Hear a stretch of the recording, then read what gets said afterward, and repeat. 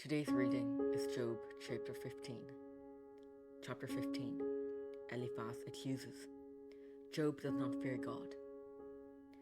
Then Eliphaz the Temanite answered and said, Should a wise man answer with windy knowledge, and fill his belly with the east wind?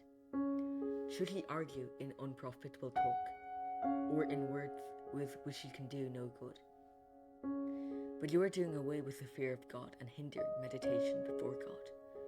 For your iniquity teaches your mouth, and you choose the tongue of the crafty.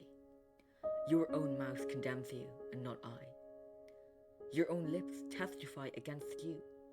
Are you the first man who was born, or were you brought forth before the hills? Have you listened in the counsel of God, and do you listen wisdom to yourself? What do you know that we do not know? What do you understand that is not clear to us? Both the grey-haired and the aged are among us, older than your father. Are the comforts of God too small for you, or the word that deals gently with you? Why does your heart carry you away, and why do your eyes flash? That you turn your spirit against God, and bring such words out of your mouth. What is man that he can be pure, or he who is born of a woman that he can be righteous?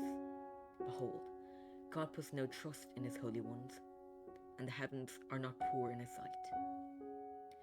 How much less one who is abominable and corrupt, a man who drinks injustice like water? I will show you, hear me, and what I have seen I will declare.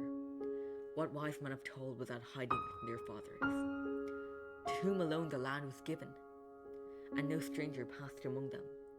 The wicked man writhes in pain all his days, for all the years that are laid up for the ruthless. Dreadful sounds are in his ears. In prosperity, the destroyer will come upon him. He does not believe that he will return out of darkness, and he is marked for the sword. He wanders abroad for bread, saying, Where is it? He knows that a day of darkness is ready at his hand. Distress and anguish terrify him. They prevail against him like a king ready for battle. Because he has stretched out his hand against God, and defies the Almighty, running stubbornly against him, with a thickly bossed shield. Because he has covered his face with his fat, and gathered fat upon his waist, and has lived in desolate cities, in houses that none should inhabit, which were ready to become heaps of ruins.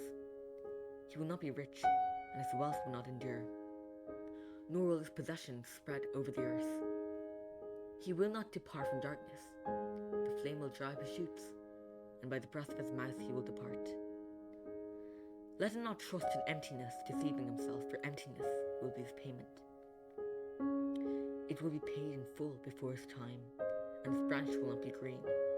He will shake off his unripe grape like the vine, and cast off his blossom like the olive tree. The company of the godless is barren, and fire consumes the tent of bribery. They conceive trouble and give birth to evil, and their womb prepares deceit.